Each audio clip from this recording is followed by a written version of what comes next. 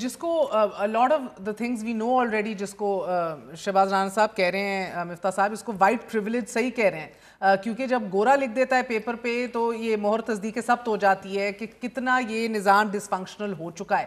مگر اتنی Deming charge sheet, اس کو آپ بام شیل قرار دے رہے ہیں. What was the biggest bombshell for you? دیکھیے، بسم اللہ الرحمن الرحیم، آپ نے بالکل صحیح کہا. یہ جو رپورٹ ہے یہ پورے نظام کے اوپر چارج شیٹ ہے. یہ وزیر اعظم شہباز شریف صاحب کی حکومت کے اوپر صرف چارج شیٹ نہیں ہے. اور اس میں میرے لیے جو چیز ایک بڑی موونگ تھی جب میں اس رپورٹ کو پڑھ رہا تھا کہ آئی ایم ایف نے پاکستان کی جو فاؤنڈنگ فادر ہیں محمد علی جناح، ان کی 1947 کی جو ایک سٹیٹمنٹ ہے اس کو سائٹ کیا اپنی رپورٹ کے اندر کہ آپ کا جو فاؤنڈنگ فادر ہے وہ کیا کہہ رہے تھے. وہ کہہ رہے تھے کہ جو کرپشن ہے وہ پاکستان کے معاشرے کے لیے زہر قاتل ہے. اور اس کے بعد وہ پھر آگے بتاتے ہیں کہ جو اس ملک میں جتنی کرپشن ہو رہی ہے اس کے بعد آپ کا نظام آج کدھر چلا گیا. تو یہ میرے لیے سب سے زیادہ اس کے اندر ایک امپورٹنٹ چیز تھی. باقی جو ایک اور جو چیز اب آفیشیل ہو گئی ہے، پہلے آپ اور میں باقی جو اینالسٹ تھے جو پرسیپشن سرویز ہوتے تھے اس کی بیس پہ بات کر رہے تھے، اس میں ڈاؤٹس ہوتے تھے.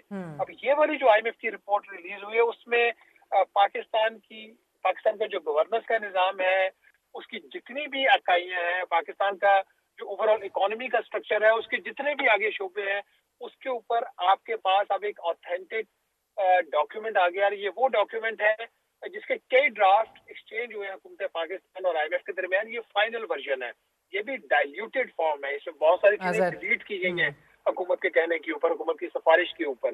تو یہ بھی حکومت نے اس وقت جاری کیا جب اس کے علاوہ ان کے پاس چارہ نہیں تھا، کیونکہ اگلے مہینے آئی ایم ایف کے بورڈ کا اجلاس ہونا تھا اور اس کی پری کنڈیشن تھی کہ رپورٹ جاری کرو گے تو ہم آپ کا اگلا جو بورڈ کا اپروو کر کے آپ کی قسط آپ کو دیں گے.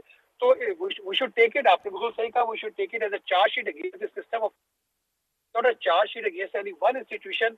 بٹ یس، چونکہ ہم سب جس چیز سے افیکٹ ہوتے ہیں وہ ہمارا جوڈیشری ہے.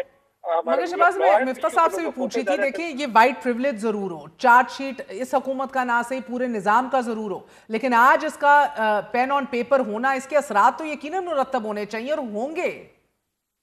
دیکھیے، جو اس رپورٹ کے اندر 2019 کا ایک واقعہ انہوں نے جس کا ذکر کیا، جب ہم نے اس وقت انتخابی رابطہ کمیٹی نے جو چینی کی برآمد کی اجازت دی اور سبسڈی جیب سے دی، حکومت نے بجٹ سے سبسڈی دی کیونکہ عالمی منڈی میں چینی کی قیمتیں کم تھیں، یہاں پہ بھی کم تھیں. انہوں نے ایکسپورٹ کروا کے یہاں سے اس کی قیمتیں بڑھا دی، جس سے پھر مل مالکان کو فائدہ ہوا جو حکومت کو اس وقت بیٹھے ہوئے تھے، آج بھی بیٹھے ہوئے ہیں. تو اس کی ایک ایگزامپل تو 2019 کی دی ہے، لیکن 2024 میں وہی کہانی ریپیٹ ہوئی ہے. یہ جو گورنمنٹ ہے انہوں نے 7,65,000 میٹرک ٹن چینی کی برآمد کی اجازت دی. اس کے بعد جو چینی کی قیمتیں تھیں وہ 140 روپے فی کلو سے بڑھ کر آپ کو پتا ہے 200 روپے فی کلو سے بھی زیادہ چلی گئی.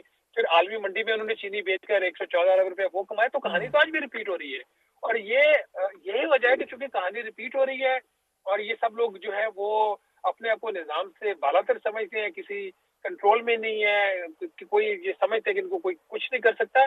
تو میرا خدشہ یہ ہے، اور اللہ کرے میں غلط ثابت ہوں، میرا خدشہ یہ ہے کہ نظام اسی طرح چلتا رہے گا.